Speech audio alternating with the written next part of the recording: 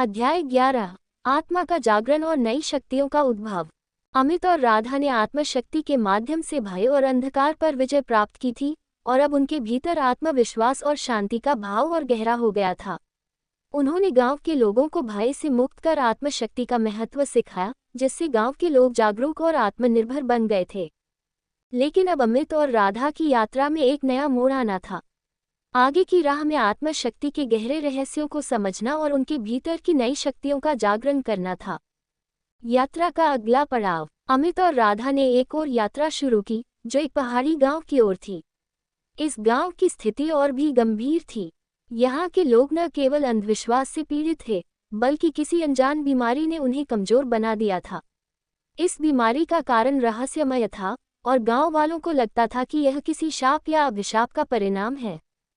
गांव के बीचों बीच एक प्राचीन मंदिर था, जिसे शक्ति का मंदिर कहा जाता था। माना जाता था कि इस मंदिर में अद्वितीय शक्तियां थीं, लेकिन कोई भी अंदर जाने की हिम्मत नहीं करता था। कहा जाता था कि मंदिर में आत्मा जागरण का रहस्य छुपा हुआ है, लेकिन केवल वही इसे पा सकता है जो आत्मा की शुद्धता और निस्वार्थता को प्राप्त कर चुका हो। शक्ति के मंदिर में प्रवेश। अमित और राधा ने निर्णय किया कि वे इस मंदिर में प्रवेश करेंगे और बीमारी और भय का रहस्य जानने का प्रयास करेंगे। गांव वाले उन्हें रोकने की कोशिश कर रहे थे, लेकिन दोनों ने आत्मशक्ति और करुणा से भरे अपने मन के संकल्प से सभी को शांत कर दिया। मंदिर का प्रवेश द्वार विशाल और रहस्यमय था। जैसे ही दोनों ने अंदर प्रवेश किया, उन्हें एक अत्यंत शांत और गहन ऊर्जा का एहसास हुआ। मंदिर के भीतर एक पत्थर का चबूतरा था, जिसके ऊपर एक पुरानी किताब रखी हुई थी। ये किताब आत्मा जागरण के रहस्य का प्रतीक थी। आत्मा जागरण की परीक्षा। अमित और राधा ने किताब को पढ़ना शुरू किया। किताब में लिखा था, आत्मा का जागरण केवल उसी के लिए संभव है जो अपने अहंकार, स्वार्थ और इच्छाओं को पूरी तरह त्याग सके। आत्मा की जागृति के लिए तुम्हें अपनी इच्छाओं को बलिदान करना होगा और केवल संपूर्ण प्रेम के साथ अपने अस्तित्व को अपनाना होगा। ये सुनते ही दोनों ने आंखें बंद की और अपनी आत्मा में झांकने का प्रयास किया। जैसे ही उन्होंने ध्यान लगाना शुरू किया, मंदिर में चारों ओर रोशनी फैल गई और उनके सामने एक चमकदार ऊर्जा प्रकट हुई। यह ऊर्जा एक मार्गदर्शक की तरह थी जो उन्हें आत्मा के जागरण का मार्ग दिखाने आई थी। मार्गदर्शक ने कहा, तुम दोनों के भीतर प्रेम और सहनशीलता है, परंतु आत्मा की पूर्ण जागृति के लिए तुम्हें अपने भीतर के शेष भ्रम और इच्छाओं का त्याग करना होगा। जो भी सत्य और प्रेम में समर्पित है, वही आत्मा की जागृति को प्राप्त कर सकता है। आत्मा की गहन यात्रा। अमित और राधा ने गहरी साधना में जाकर अपने भीतर के हर डर, हर इच्छा और हर भ्रम को छोड़ने का प्रयास किया। उन्हें अनुभव हो रहा था कि इस साधना में उनके भीतर की हर भावनात्मक और मानसिक बाधा धीरे धीरे समाप्त हो रही है। उनके मन में केवल शांति, प्रेम और आत्मविश्वास का अनुभव हो रहा था। जैसे ही उनकी साधना गहरी होती गई, उनके चारों ओर एक उज्ज्वल प्रकाश फैल गया। अचानक उन्होंने अनुभव किया कि उनके अंदर एक नई शक्ति का उद्भव हो रहा है, एक ऐसी शक्ति जो उनके भीतर पहले कभी नहीं थी। ये शक्ति सत्य दृष्टि की शक्ति थी, जो उन्हें हर स्थिति के वास्तविक सत्य को देखने में सक्षम बना सकती थी। सत्य दृष्टि का प्रथम अनुभव। जैसे ही अमित ने इस सत्य दृष्टि की शक्ति को अनुभव किया, उसने महसूस किया कि गांव के लोगों की बीमारी का कारण शारीरिक नहीं, बल्कि मानसिक था। ये बीमारी उनके मन में बसे भय और भ्रम के कारण उत्पन्न हुई थी। उन्होंने देखा कि इस बीमारी का कारण उनका गहरा विश्वास था कि वे किसी अभिशाप से ग्रस्त हैं। अमित और राधा ने सत्य दृष्टि के माध्यम से गांव वालों को ये दिखाने का निश्चय किया कि यह बीमारी असल में उनके मन का भ्रम है और इस भय को दूर करने के लिए उन्हें आत्मविश्वास और आत्मशक्ति का सहारा लेना होगा। गांव वालों के साथ सत्य का साझा। अमित और राधा ने गांव वालों को इकट्ठा किया और उन्हें उनके भ्रम का सामना करने के लिए प्रेरित किया। उन्होंने गांव वालों को समझाया कि आत्मा की शुद्धता और विश्वास के साथ वे किसी भी शारीरिक या मानसिक बीमारी से बाहर निकल सकते हैं। राधा ने गांव वालों के साथ ध्यान का अभ्यास किया, जिससे उनकी आत्मा की शांति और विश्वास बढ़ सके। धीरे धीरे गांव के लोग इस ध्यान और आत्मशक्ति की साधना में शामिल होने लगे। उनकी मानसिक स्थिति में सुधार होने लगा और वे अपने भीतर आत्मविश्वास और शक्ति महसूस करने लगे। उनका स्वास्थ्य धीरे धीरे ठीक होने लगा और उनका भय कम हो गया। नई शक्तियों का उद्भव। अमित और राधा की साधना के कारण उनके भीतर सत्य दृष्टि के अलावा और भी नई शक्तियां उत्पन्न हो रही थीं। राधा के भीतर एक शांति ऊर्जा का उद्भव हुआ, जिससे वह किसी भी अशांत मन को शांति और संतुलन में ला सकती थी। अब दोनों ही आत्मशक्ति के इस नए स्तर को प्राप्त कर चुके थे, जिससे वे लोगों को मानसिक, शारीरिक और आत्मिक रूप से स्वस्थ कर सकते थे। आत्मशक्ति का विस्तार। गांव वालों के जीवन में आए इस बदलाव से अमित और राधा को आत्मशक्ति के प्रसार का उद्देश्य और भी स्पष्ट हो गया। अब उनका संकल्प और मजबूत हो गया था कि वे आत्मशक्ति की इस राह को और भी आगे तक फैलाएंगे। गांव के लोग उन्हें आभार के साथ विदा दे रहे थे। उन्होंने अमित और राधा को वचन दिया कि वे आत्मशक्ति की इस साधना को अपने जीवन में बनाए रखेंगे और इसे अगली पीढ़ी तक पहुंचाएंगे। एक नई यात्रा की ओर। अमित और राधा के सामने अब एक नई यात्रा थी। वे जानते थे कि इस राह में और भी गहरे रहस्य और कठिनाइयां आएंगी, लेकिन आत्मा की शुद्धता और प्रेम की शक्ति से वे किसी भी चुनौती का सामना करने के लिए तैयार थे। अब वे एक ऐसे नगर की ओर बढ़ रहे थे जहां आत्मशक्ति की राह को और भी कठिन परीक्षा से गुजरना था। उनकी सत्य दृष्टि और शांति ऊर्जा का ये सफर आगे और भी रहस्यमय और रोमांचक मोड़ लेने वाला था। योजक चिन्ह, योजक चिन्ह, योजक चिन्ह।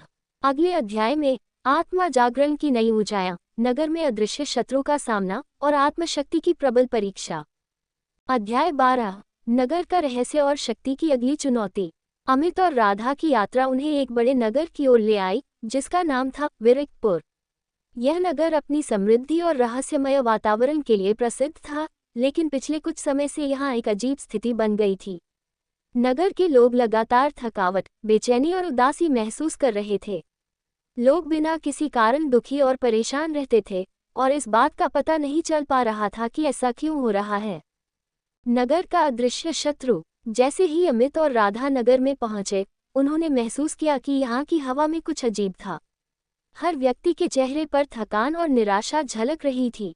नगर के मुखिया ने बताया कि कई साधकों और चिकित्सकों ने यहाँ आकर जांच की, लेकिन किसी को इस उदासी का कारण समझ में नहीं आया। ऐसा लग रहा था जैसे कोई अदृश्य शक्ति नगर के लोगों की ऊर्जा को चुरा रही थी। अमित और राधा समझ गए कि यह सामान्य घटना नहीं है। यहाँ कोई ऐसी शक्ति कार्य कर रही थी जो लोगों की आत्मा और मन से जुड़ी थी। उन्होंने अपनी सत्य दृष्टि का उपयोग करके नगर की ऊर्जा का अध्ययन करने का निश्चय किया। जैसे ही अमित ने सत्य दृष्टि का उपयोग किया, उन्हें एक अदृश्य काले धुएं जैसा कुछ दिखाई दिया, जो धीरे धीरे लोगों की ऊर्जा को खींच रहा था। आत्मा के दुष्प्रभाव। अमित और राधा को एहसास हुआ कि यह काला धुआं दरअसल एक नकारात्मक आत्मा थी जो नगरवासियों की ऊर्जा का उपभोग कर रही थी। यह आत्मा किसी विशेष स्थान से नियंत्रित हो रही थी। अमित और राधा ने तय किया कि उन्हें इस आत्मा का स्रोत ढूंढकर इसे समाप्त करना होगा। रात होने पर वे नगर के सबसे पुराने मंदिर में ध्यान करने बैठे। जैसे ही उन्होंने ध्यान लगाया, उन्हें एक अजीब सा कंपन महसूस हुआ। ये कंपन उन्हें उस स्थान की ओर खींच रहा था जहां आत्मा का निवास था। रहस्यमय गुफा का रास्ता। ध्यान में अमित को दिखाई दिया कि नगर से बाहर एक पहाड़ी के पास एक रहस्यमय गुफा है। उन्होंने राधा को बताया और दोनों उसी रात उस गुफा की ओर निकल पड़े। गुफा के पास पहुंचते ही उन्होंने देखा कि वहां एक बहुत पुराना और विचित्र द्वार था, जिस पर कई रहस्यमय प्रतीक बने हुए थे। ये द्वार किसी सामान्य जगह का नहीं, बल्कि किसी रहस्यमय स्थान का प्रतीक था। जैसे ही वे द्वार के पास पहुंचे, उन्होंने महसूस किया कि ये द्वार किसी अदृश्य शक्ति द्वारा बंद है। इसे खोलने के लिए उन्हें अपनी आत्मशक्ति और प्रेम की ऊर्जा का सहारा लेना होगा। दोनों ने अपनी ऊर्जा को संयमित किया और द्वार के सामने ध्यान लगाने लगे। धीरे धीरे उनकी ऊर्जा से द्वार का तालाब टूटने लगा और द्वार खुल गया। गुफा का अंधकार और नई चुनौती। गुफा के अंदर प्रवेश करते ही उन्हें गहरा अंधकार और ठंड महसूस हुई। गुफा में हर ओर अजीबोगरीब ध्वनियां गूंज रही थीं, मानो कोई रो रहा हो या किसी दर्द में चिल्ला रहा हो। अमित ने अपने भीतर के आत्मबल को सक्रिय किया और राधा ने अपनी शांति ऊर्जा का विस्तार कर चारों ओर प्रकाश फैलाया। जैसे ही उनकी ऊर्जा गुफा में फैलने लगी, उन्हें एक जगह पर एक अंधकार में आकृति दिखाई दी।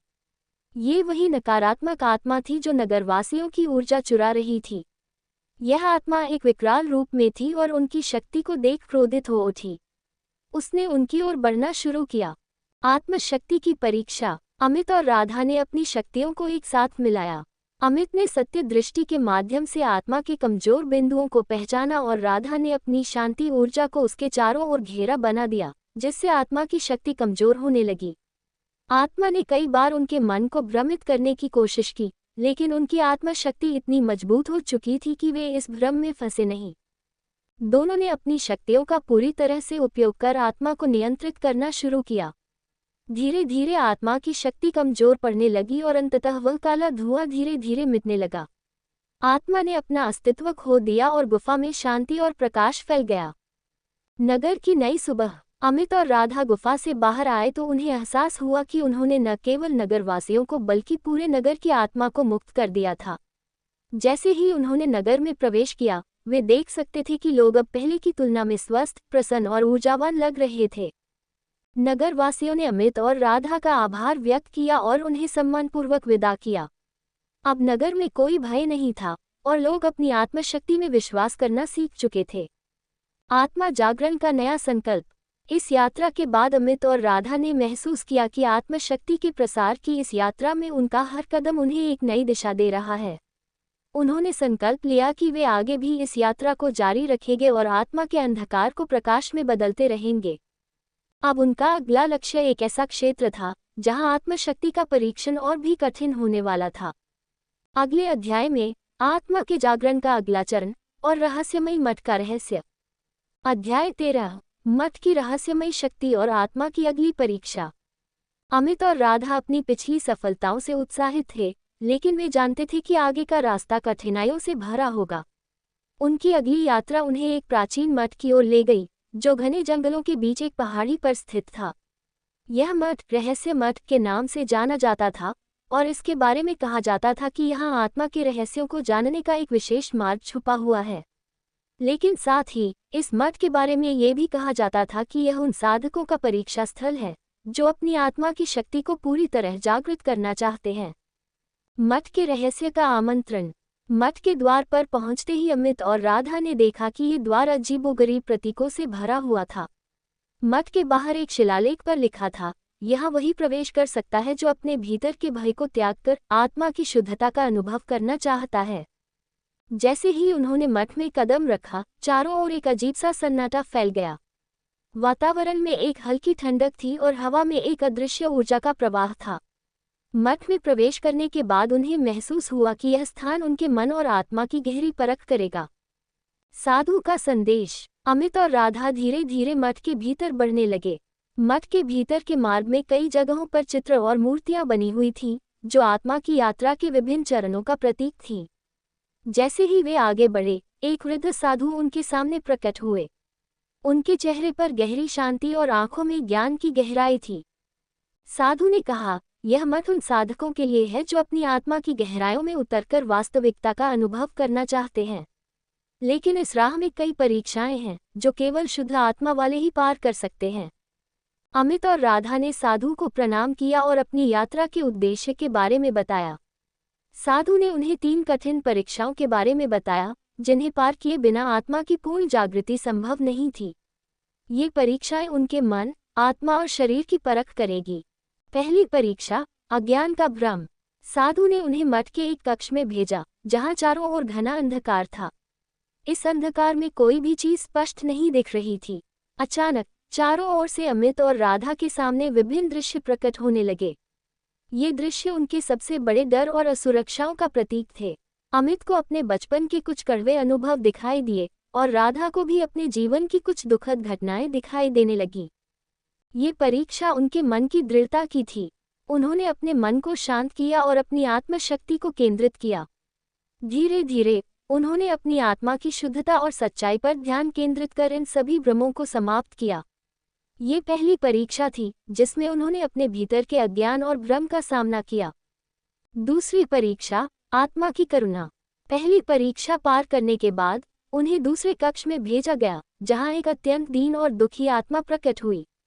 यह आत्मा किसी गहरे कष्ट और पीड़ा में थी और उसकी वेदना देखकर अमित और राधा के मन में करुणा उमड़ आई। इस आत्मा ने उनसे सहायता की याचना की।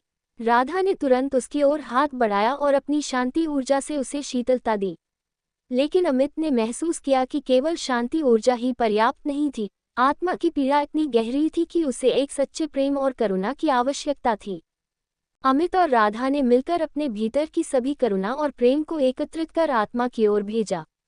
धीरे धीरे उस आत्मा की पीड़ा कम होने लगी और वह एक उज्ज्वल प्रकाश में बदल गई। इस तरह उन्होंने दूसरी परीक्षा भी पूरी की, जो आत्मा की करुणा का प्रतीक थी।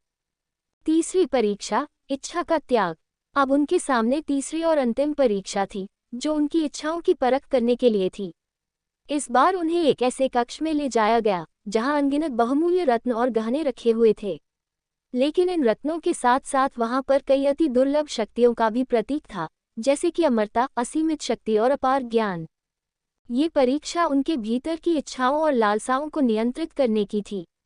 इन दुर्लभ शक्तियों को देखकर किसी भी साधक का मन विचलित हो सकता था, लेकिन अमित और राधा ने अपने ध्यान और आत्मशक्ति से इस परीक्षा को पार करने का संकल्प किया। उन्होंने अपनी इच्छाओं को त्याग दिया और इन शक्तियों की ओर बिना किसी आकर्षण के आगे बढ़े। उनके मन में केवल आत्मशक्ति का प्रसार और आत्मा की पूर्णता का विचार था। जैसे ही उन्होंने अपनी इच्छाओं को त्यागा, वह सारा दृश्य समाप्त हो गया और उनके सामने एक तेज प्रकाश फैला। आत्मा की पूर्णता का आशीर्वाद। तीनों परीक्षाएं पार करने के बाद साधु ने उन्हें आशीर्वाद दिया और कहा, तुमने अपने मन, आत्मा और इच्छाओं की परीक्षा में सफल होकर आत्मा की पूर्णता को प्राप्त किया है। अब तुम्हारे भीतर इतनी शक्ति है कि तुम दूसरों को भी आत्मशक्ति का मार्ग दिखा सकते हो। अमित और राधा ने साधु को धन्यवाद दिया और आशीर्वाद लेकर मठ से बाहर निकल आए। अब उनके मन और आत्मा में नई ऊर्जा और शक्ति का संचार हो चुका था। आत्मशक्ति का नया अध्याय। मठ की परीक्षाओं ने न केवल उन्हें आत्मशक्ति के नए स्तर पर पहुंचाया, बल्कि उनके संकल्प को और भी मजबूत कर दिया। उन्होंने निश्चय किया कि अब वे आत्मा की इस जागृति को और भी गहराई से समझेंगे और दूसरों को भी इस राह पर चलने के लिए प्रेरित करेंगे। अमित और राधा की इस यात्रा का उद्देश्य अब एक नए अध्याय में प्रवेश कर चुका था, जहां वे आत्मा की शक्ति और प्रेम के माध्यम से अज्ञान, अंधकार और भय को समाप्त करने का संकल्प ले चुके थे। योजक चिन्ह, योजक चिन्ह, योजक चिन्ह। अगले अध्याय में आत्मा के जागरण का प्रसार, नए स्थान पर आत्मा के रहस्यों की खोज और एक प्राचीन शत्रु का सामना। अध्याय 14, आत्मा का अंतिम शत्रु और चेतना की परीक्षा। मठ की परीक्षाओं में सफलता प्राप्त करने के बाद अमित और राधा को आत्मा की शक्ति और करुणा के महत्व का अनुभव हुआ। लेकिन उनकी यात्रा अभी पूरी नहीं हुई थी। इस बार उन्हें एक ऐसी जगह का पता चला जो दर्पण की घाटी के नाम से जानी जाती थी। कहा जाता था कि इस घाटी में एक अदृश्य शक्ति निवास करती है, जो साधकों को उनके सबसे गहरे भय और कमजोरियों का सामना कराती है। दर्पण की घाटी का रहस्य। अमित और राधा जब घाटी की ओर बढ़े, तो वहां का वातावरण बिल्कुल शांत और रहस्यमय था। ये स्थान अन्य जगहों से बहुत अलग था। घाटी में प्रवेश करते ही चारों ओर अजीब तरह के दर्पण दिखाई देने लगे। ये दर्पण साधारण शीशे जैसे नहीं थे। इनमें दिखने वाले प्रतिबिंब उनके वास्तविक स्वरूप का नहीं, बल्कि उनकी अंतरात्मा और भावनाओं का प्रतिबिंब थे। जैसे ही अमित ने एक दर्पण में देखा, उसे अपने ही अंदर की गहरी छवियां दिखने लगीं। बचपन के कुछ दर्दनाक अनुभव, असफलताएं और अपने बारे में कुछ असुरक्षाएं सब उसके सामने स्पष्ट हो उठी। राधा ने भी जब दर्पण में देखा, तो उसे अपने जीवन की कमजोरियां और भय दिखाई देने लगे। ये दर्पण उनके आत्मसम्मान और विश्वास की परीक्षा लेने के लिए थे। आत्मा का परीक्षण, स्वयं के प्रतिबिंब का सामना।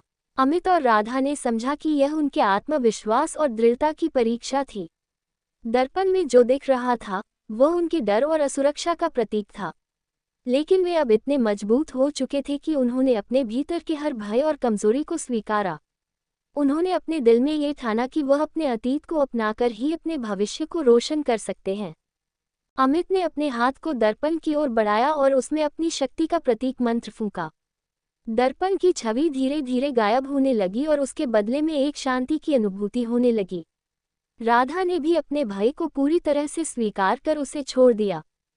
दर्पणों का विस्फोट और एक नया द्वार। जैसे ही उन्होंने अपने भय को जीत लिया, सभी दर्पण एक एक कर टूटने लगे। टूटे हुए दर्पणों के पीछे एक द्वार प्रकट हुआ, जो एक उज्ज्वल प्रकाश से भरा हुआ था। ये द्वार उनके भीतर की पूर्णता का प्रतीक था और अब वे एक नए स्तर की चेतना में प्रवेश करने के लिए तैयार थे। अंतिम शत्रु का सामना। द्वार के उस पार एक विशाल, खुला क्षेत्र था।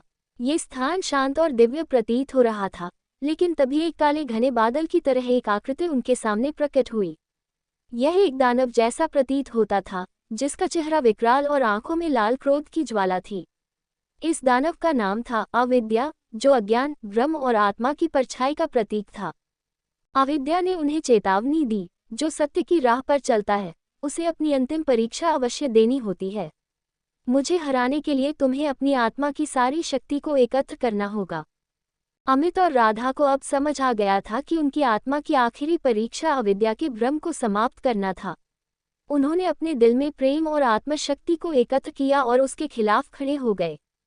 आत्मा की अंतिम परीक्षा, अविद्या का नाश। अमित ने सत्य दृष्टि का उपयोग करते हुए अविद्या के असली स्वरूप को देखा।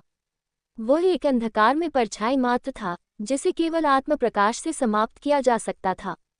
राधा ने अपनी शांति ऊर्जा से पूरे वातावरण को घेर लिया, ताकि अविद्या को पलटवार करने का अवसर न मिले।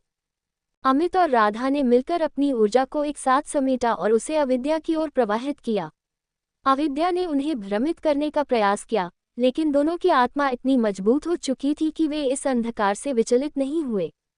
धीरे धीरे अविद्या की शक्ति क्षीण होती गई और वह पूरी तरह से समाप्त हो गया। अमित और राधा की आत्माओं ने अब पूर्णता को प्राप्त कर लिया था। उनके भीतर अब अद्भुत शांति और आत्मसंतोष का अनुभव हो रहा था। अंतिम चेतना का अनुभव। दानव को पराजित करने के बाद अमित और राधा ने महसूस किया कि उनकी आत्मा अब सभी प्रकार के भय, अज्ञान और भ्रम से मुक्त हो चुकी है।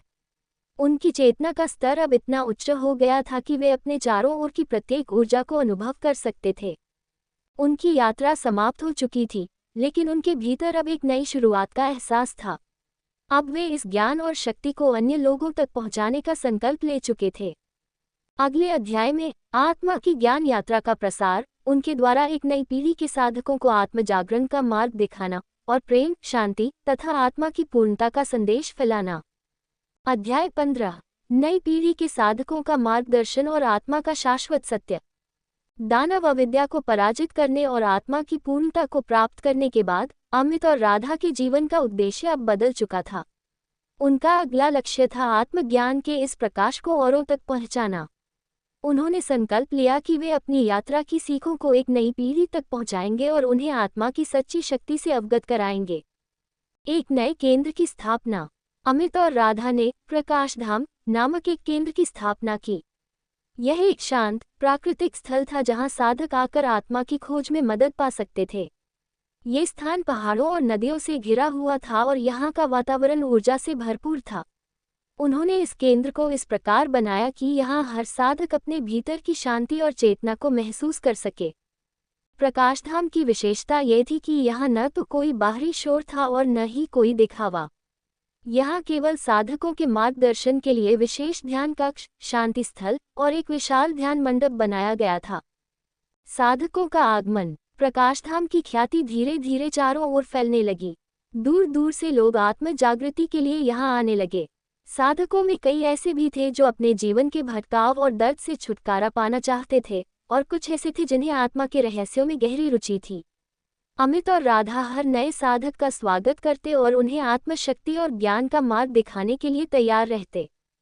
प्रशिक्षण की शुरुआत। अमित ने साधकों के प्रशिक्षण के लिए 3 मुख्य चरण निर्धारित किए। 1. शांति साधना। ये पहला चरण था, जिसमें साधकों को अपने मन को शांत करना सिखाया जाता। अमित और राधा ने उन्हें बताया कि आत्मा की शक्ति का अनुभव तभी हो सकता है जब मन शांत हो और विचारों का विक्षोभ खत्म हो जाए। इसके लिए विशेष ध्यान तकनीकों और श्वास प्रश्वास की विधियों का अभ्यास करवाया गया। साधक धीरे धीरे अपने भीतर की शांति को महसूस करने लगे। 2. आत्म साक्षात्कार। इस चरण में साधकों को अपने भीतर झांकने का अवसर मिलता। अमित और राधा ने उन्हें सत्य दृष्टि के माध्यम से अपने भीतर के भय, असुरक्षा और कमजोरियों को समझने की शिक्षा दी। उन्होंने साधकों को बताया कि जब तक हम अपने भीतर की सच्चाई को नहीं अपनाते, तब तक हम किसी भी आध्यात्मिक यात्रा में आगे नहीं बढ़ सकते। 3. शक्ति और करुणा का अभ्यास। अंतिम चरण में साधकों को सिखाया गया कि आत्मा की शक्ति का प्रयोग करुणा और प्रेम के साथ कैसे किया जा सकता है। उन्हें बताया गया कि आत्मशक्ति का असली उद्देश्य दूसरों की सहायता करना और विश्व में शांति का प्रसार करना है। साधकों ने धीरे धीरे आत्मा की करुणा और प्रेम का अनुभव करना शुरू किया। एक विशेष साधक का आगमन। एक दिन एक युवा साधक जिसका नाम कबीर था, प्रकाशधाम में आया। कबीर साधारण पृष्ठभूमि से था, लेकिन उसमें आत्मा के ज्ञान की तीव्र प्यास थी।